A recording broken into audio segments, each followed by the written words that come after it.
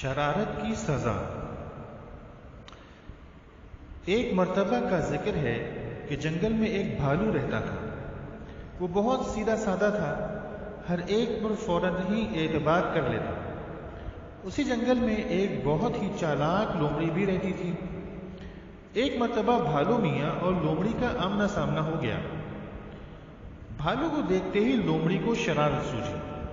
اس نے بھالو سے کہا، بھالو میاں کہاں جا رہے ہو؟ بھالو نے کہا، بھوک لگی تھی، کھانے کی تلاش میں جا رہا ہوں۔ یہ سنتے ہی لومڑی نے کہا، یہاں سے تھوڑی دور ہی آم کا درخت ہے، اس کے اوپر بہت بڑا شہد کا چھتا لگا ہوا ہے۔ مجھے معلوم ہے کہ آپ کو شہد بہت پسند ہے، تھوڑی سی ہمت کریں اور چلے جائیں، آپ کو بہت مزہ آئے گا۔ یہ سننا تھا کہ بھالو فوراً اس طرف چل نکلا۔ چلتے چلتے بھالو تھک گیا، لیکن اسے آم کا درخت کہیں نظر نہ آیا۔ اس نے سوچا، تھوڑی دور اور چل کر دیکھتا ہوں۔ تھوڑی دور گیا تو اسے آم کا ایک درخت نظر آیا۔ وہ بہت خوش ہوا، جلدی سے اس کے نزدیک گیا۔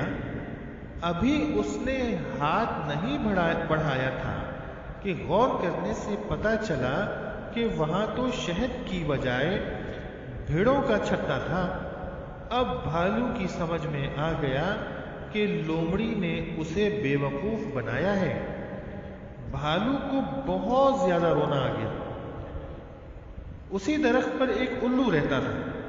اس نے دیکھا کہ بھالو میاں رو رہے ہیں، تو اس نے بھالو سے رونے کی وجہ پوچھی، لیکن بھالو میاں نے اسے کوئی بات نہ بتائی، کیونکہ بھالو کی ماں نے اس کو یہ بات اچھی طرح سمجھائی تھی کہ پیٹھ پیچھے کسی کی برائی نہیں کرتے۔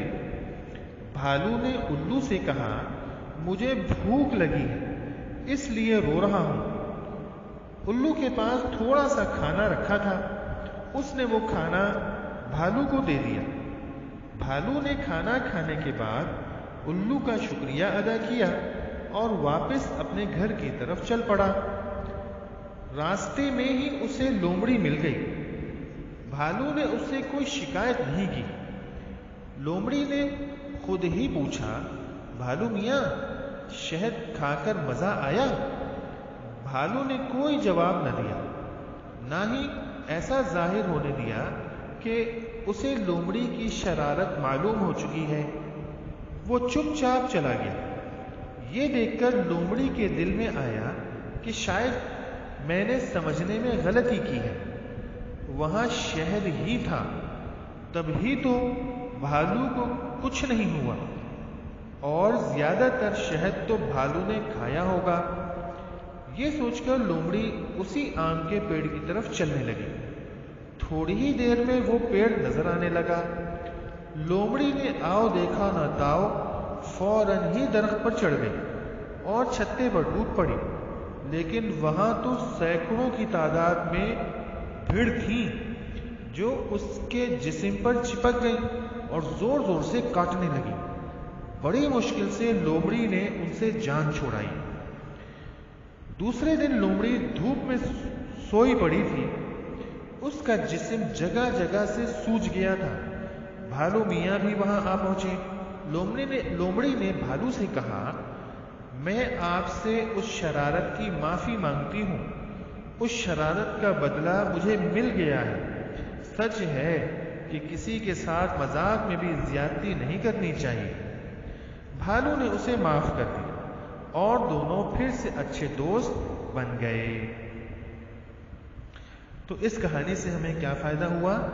یعنی کیا فائدہ حاصل ہوا کہ ہماری شرارت سے اگر ہمارے کسی ساتھی کو نقصان پہنچنے کا خدشہ ہو یا وہ اس شرارت کو پسند نہ کرتا ہو، تو پھر ایسی شرارت ہرگز نہ کریں، کیونکہ وقتی طور پر ہم تفریح تو کر لیں گے، لیکن اس ساتھی کو کوئی نقصان پہنچ گیا جس سے یقیناً اس کے دل کو بھی تکلیف پہنچے گی، تو ہم ایک مسلمان کو تکلیف پہنچانے کا سبب بن جائیں گے، جس کی وجہ سے اللہ تعالی ہم سے ناراض ہو جائیں گے۔ اس لیے کبھی بھی ایسی شرارت ہرگز نہ کریں جو دوسروں کے لیے تکلیف اور پریشانی کا ذریعہ بنے۔ اسی طرح مذاق میں بھی جھوٹ بولنے سے بچیں، کیونکہ جھوٹ بہرحال جھوٹ ہوتا ہے، چاہے مذاق ہی میں کیوں نہ بولا جائے۔